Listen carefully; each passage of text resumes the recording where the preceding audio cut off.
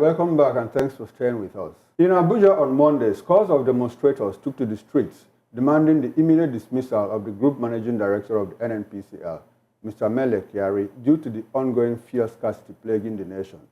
The protesters, chanting slogans and holding banners, expressed their frustration with the NNPCL's leadership, accusing Mele Kyari of overseeing a tenure marked by failure and lack of accountability. The protest follows NNPCL's recent admission that its substantial debt to suppliers threatens the sustainable fuel supply in Nigeria. Meanwhile, human rights lawyer Mr. Femi Falana, speaking with newsmen yesterday, said that the rising cost of living and the arbitrary fuel price hikes have worsened the scarcity, leading to fewer vehicles on Nigerian roads. Mr. Falana called for an urgent investigation into the alleged monumental fraud in the nation's fuel importation process. Still in the studio with us, we have Prince Francis Chilaka and Dr. Deji Omoshala. Gentlemen, thanks for staying with us. Thank you. Prince, let me come to you on this one. In the past 3 weeks, we've had conflicting statements coming out from the NNPCL regarding the fuel subsidy, the fuel shortage, you know. First, we heard that it was a thunder and thunderstorm that stopped fuel, you know, from moving fuel from the depot to from the barges to the depots and all of that, you know. And at a point, somebody came out to say, look, NNPC is owing $6.8 billion. That's why their credit line is exhausted, and that's why they can't even buy fuel. And Olufemi Shoneye, the spokesperson of NNPCL, said, no, we are not. We have our credit line is open. We are not owing anybody $6.8 billion. And just 3 days ago, the same NNPCL came out to say, oh, sorry, we are owing $6.8 billion, and that is why we have fuel shortage, because our suppliers can no longer supply because we are indebted to them. This is a Mele Kyari that has stayed in that position for 9 years, and despite all the controversies surrounding the Malta blending plants, giving fuel to Dangote refinery, the back and forth between pipelines not being able to carry stock and all of that, and we still have this man in government. Prince Chilaka, can you help us make sense of, I don't know how to put it. Is this serving someone's interest? And what don't you think that NNPCL is no longer serving the interest of Nigerians? And what can we do to make it work? Mele Kyari is a bloody liar. He lies through. Everything about him is lies. And unfortunately, we have such a man manning our petroleum industry. This is the same man who has promised before now that within the first 4 years of the last administration, that all the 4 refineries in Nigeria will be working. What date is today? Today is 3rd.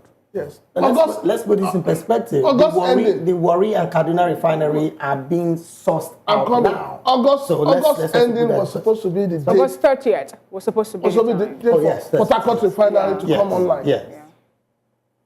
And you're asking, whose interest is he serving? He's serving the interest of the bourgeois. He's serving the interest of his paymasters. And like I said, Nigeria is a country where there's no accountability. You have a National Assembly that has become an appendage to the executive. They don't even understand what they're doing. They don't understand their oversight functions. There's lack of accountability, there's lack of transparency, there's lack of inclusiveness. And when you have this kind of situation in a country, the country cannot move forward. It is obvious that the man does not know what he is doing.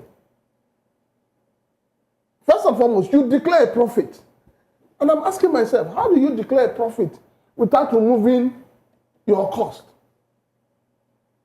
You just came to tell Nigerians, oh, we have made 30 billion, we have made 100 billion, yet. You think Nigerians were the ones that pressured them to declare profits? No. You see, the whole thing is, the government is looking for a way to continue to lie to Nigerians, to get Nigerians to buy into what they're doing. But you see, unfortunately, like I keep saying, Nigerians have moved on. I said it the last time I was here, that Nigerians have become smarter than the government. The kind of information available to the ordinary Nigerians, the government does not have it. And when the people say, this is this, the government will say no. But at the end of the day, they'll still come back to it. And last night, I'm sure you've heard, the Minister for Petroleum State was saying that petrol should now be sold for 1,000 plus. It didn't mince words.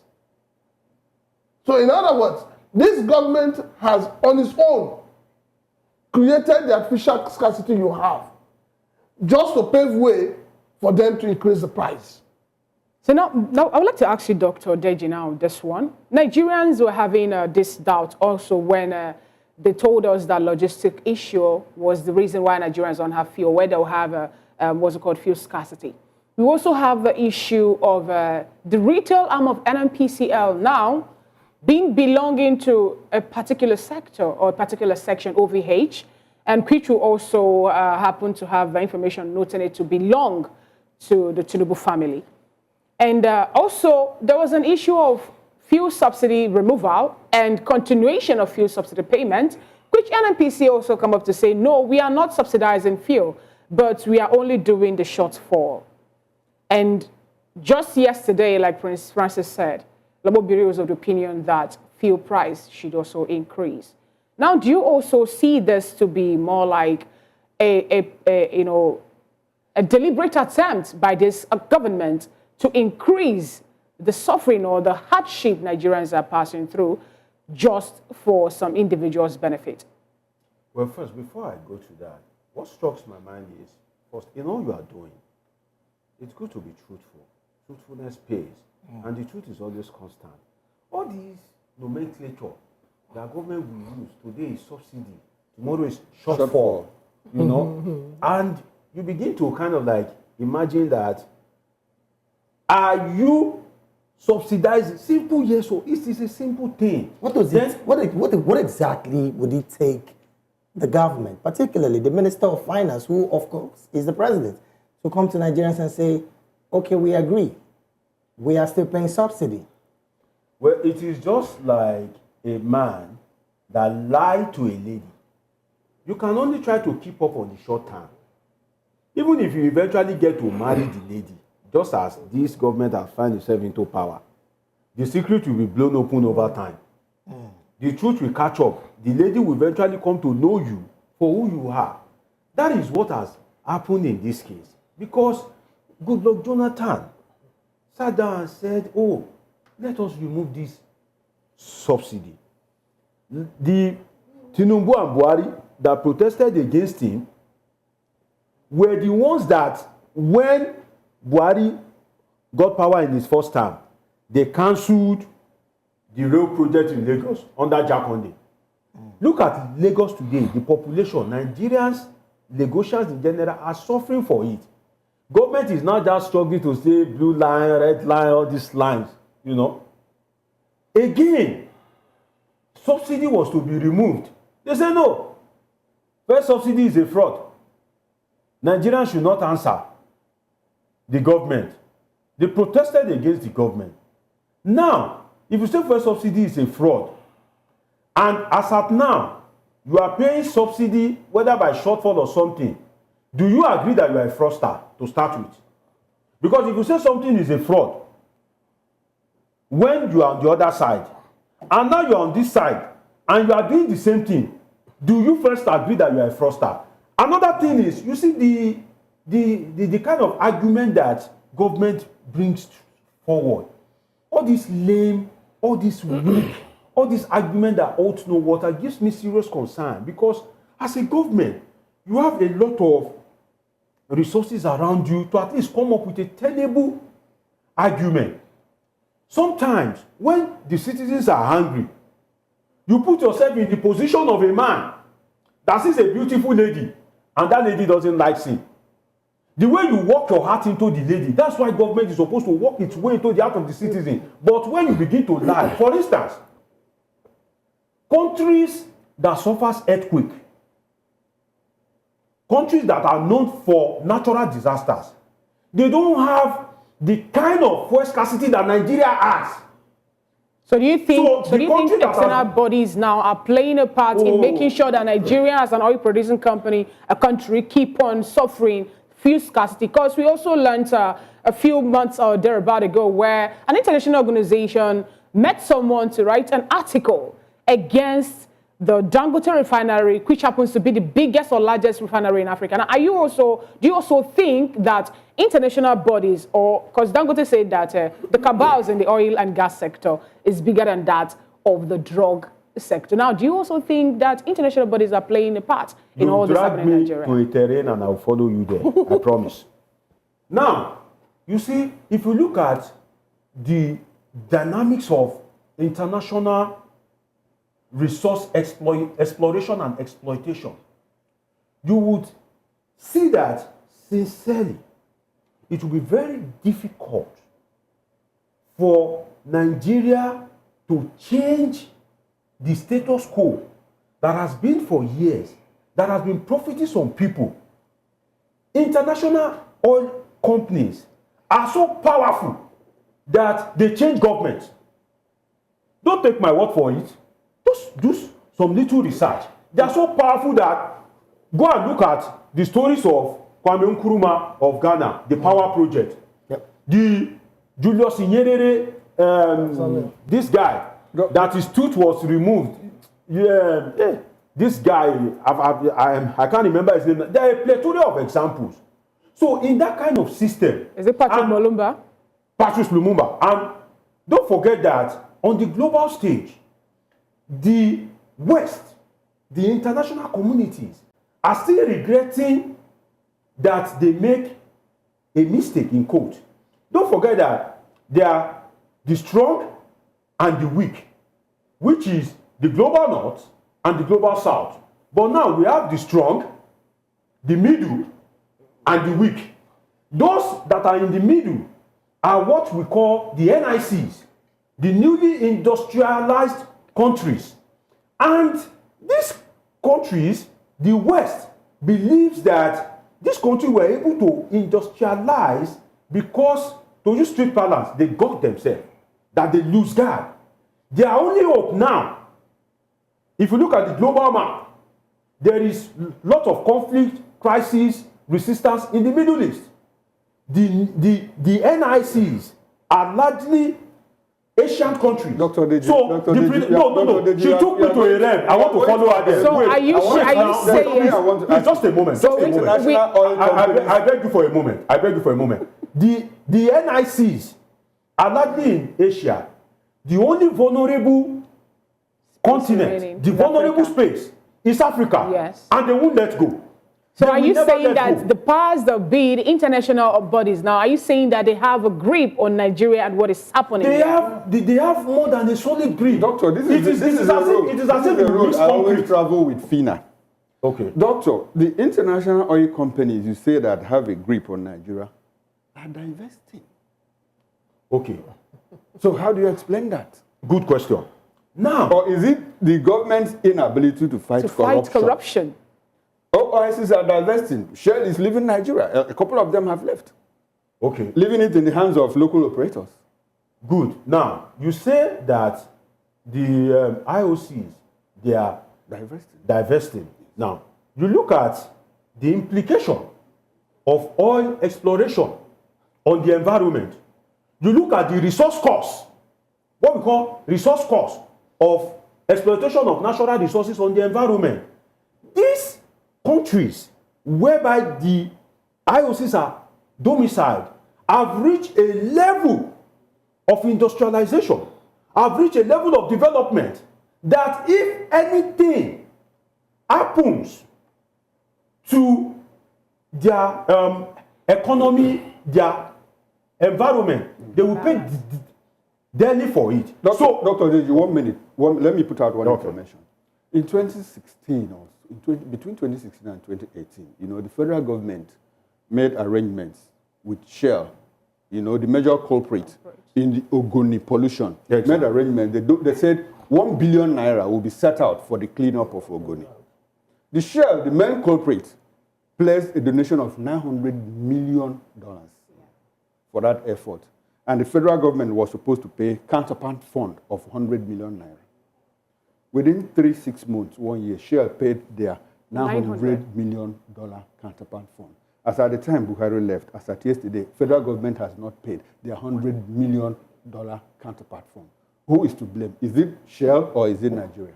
Well, I will blame it on Shell and Nigeria. Now, where I will blame it on Nigeria is policy deficiency. Where I will blame it on Shell, for want of time, is that you don't operate on double standard. For instance, if you are operating in the US, if you're operating in the UK, if you're operating in Saudi Arabia, you as a multinational corporation, you have ethics and ethos of operation. You have your modus operandi. Right. So when you now come to Africa, because Africa has weak institutions, because Africa have selfish leaders, because Africa has its own inherent problems, you now change your standard of operation to rip Africa, to exploit Africa. That is double standard. So as much as you are blaming the institutions in Africa, as much as you are blaming the leadership in Africa, you also need to blame The multinational. the multinational corporations for their double standard, because what will happen if they have upheld the standard that they are upholding in US and UK? At this point, it's quite a very disturbing one, because when the Minister of State for Petroleum in person of Lukobiri made that comment yesterday, it simply stated one fact. Prices of goods and services will skyrocket in its highest speed in Nigeria. Where does that leave our economy going forward? Owing to the fact that just recently the presidency signed into law the 70,000 naira minimum wage. Economy, the Nigerian people. How do we juxtapose all of this with this level of increase? I have always asked for a breakdown of that figure, that 70,000. Nobody has given it to me. We need to have a breakdown. We need to know how much of that money goes to feeding, transportation. Okay, just like the NLC gave their own breakdown, okay? Now, if you don't do that, it simply shows that the government is not people-friendly. I said earlier before, I said to you that the government has come and given 1 month notice to traders, marketers, businessmen. Right. Bring down your price. At 568 naira per litre, prices have gone up. Yam has become Mr. Yam. Rice is no longer affordable by the ordinary Nigerians. And now we're looking at taking from 568, we're looking at 1,000. And you think the prices will come down? What the government is doing is that they're giving in one hand and they're taking back in several hands. Okay. Now, do you also think that the protests now that have been organized by the coalition of concerned civil society organization of Nigeria against the happenings in NLPCL and also the Melekiari, whom they said have been, lying to them and, shifting the goalpost of the resumption of activities in Nigerian refinery? Do you think that this protest in any way will make way for Nigerians? I don't think. I don't think, because this government doesn't care about anybody. Now look at it from this point. We had an issue with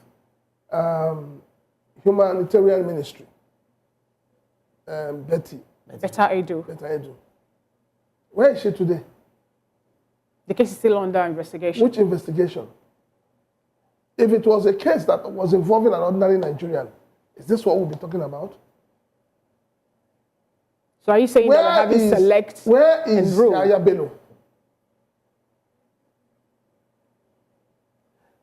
So long as we have a country that we do not have institutions that are working, I've always maintained it. Nigeria has no institutions that are working. And so everybody will do whatever they want to do and get away with it.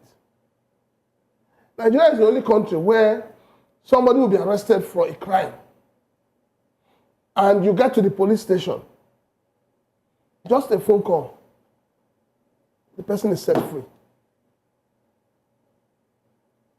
Nigeria has become a country where non-state actors have become more powerful than the state actors. So it's not a matter of saying whether there's going to be light at the end of the tunnel. No. Nigerians should brace up. It is going to get tough and tougher. Because I've been trying to reason since last night. If a liter of fuel is sold for 1,000 naira, From the depot, you mean? then it means that it's probably 1.12 or 1.5 to the final user. And then you're removing that from 70,000. What is left? And like Dr. Deji said, a hungry man is what? An angry man. So why is the government not trying to increase the earnings of her people rather than increase the taxes that it gets from all of this? The government is enjoying the fact that people are remaining poor. So you think they're weaponizing poverty in Nigeria? When there's poverty in the land, it is easy to pick out the miscreants amongst them to do the bidding of government. After all, before the protest, you saw people protesting against the protesters. It's only in Nigeria we see people protesting. You are hungry, and you are still fighting somebody else that is hungry. It doesn't make sense. Dr. Deji, it's quite interesting that as it stands, Nigerians might still be paying the price of fuel from the international standard price, which interestingly is a mismatch when it comes to the price of dollar to a naira, because as it stands, we know for a fact that a dollar to a naira is about 1,600 naira. So if we're going to just oppose it with what we earn as Nigerians, where does that leave the ordinary pepper seller on the streets? Not even to talk of you, who is a professional in your job that is earning, according to the government, 70,000 naira minimum wage. Well, where it leaves the pepper seller is from poverty to incredible poverty, from poverty to monumental poverty. You see, poverty has levels. And I'll use Nigeria to just give you an example of what the pepper seller should expect. For instance, if you come to the south, the metropolis, Lagos, what you see if you grew up in Lagos, you think you've seen poverty. But then, the foam that you are no longer using, the furniture that you are no longer using, as old and as, bad as you think they are, when you go to some place, you see them loading it inside bus to take to some place with profound respect in the north. That means that what you are seeing as poverty is what some people are still seeing as survival or luxury. Then if you leave Nigeria and go to some countries like Sudan, yeah, so you see that poverty has level. So what am I trying to say is the level of poverty of people will increase astronomically. And I feel concerned that on one breath, the government will say, oh, price of goods and services, we give you a month for it to come down. On the other breath, the cost of production is increasing. For instance, what will determine price is first cost of production and profit margin. So if the difference between cost of production and the price of goods and services is astronomically differential, then the government can come in to control. But when the cost of production, for instance, if VOP is running on diesel and the cost of production is high, will you say that VOP should start existing without profit, or VOP should run at a deficit? So the cost of production comes into price fixing. So what government is supposed to do is to make sure that the cost of production reduces and to make sure that you prioritize making life convenient for the citizen even at your own expense. What do I mean by that? Is you want to feel like a big boy in court if you have 1,000 aides as a governor. Can you reduce it to 50? Because 950 are just political compensation. Now, the plane, the aircraft could still function. It can be serviced. It can be repaired. Can you manage it? Just as Nigerians are managing Danfo, just as Nigerians are sleeping in their homes without electricity and mosquito sees them daily and say, bless this food. Oh Lord, for Christ's sake. And mosquito is feeding on them daily. If they are managing, can you please manage? There are a lot of villas in Aso Rock that, okay, if you want Nigerians to manage, can you and the VP, you can't sleep in 2 rooms. Can you share your apartment? For you to take him as your VP, it means you trust him. Because that is your political nest of kin. If you die now, right now, before 12 o'clock, they will swear in Shetima. So if somebody is your political nest of kin, why can't you share space with him? So rather than use 21 billion. So what you have is government is saying this on one bread and doing another thing on another bread. If you tell your family that you are broke, they should contribute money for you, and you come with a new car, what you have said is different from what you are doing. So if the interest of government is to live large, regardless, not minding whose ox is God, what you will have is poverty, impoverishment will begin to happen. Now it's either the goods and if you force these people, if you force producers to reduce price when the cost of production is increasing, what you will have is reduction in quality, and that comes with consequence. For instance, if a private manufacturer is being forced by the government to reduce price and its cost of production is rising, what you will have is reduction in quality and quantity. All right. If you buy a biscuit and it has 4 pieces, expect that if government forces them, it will be 2.5.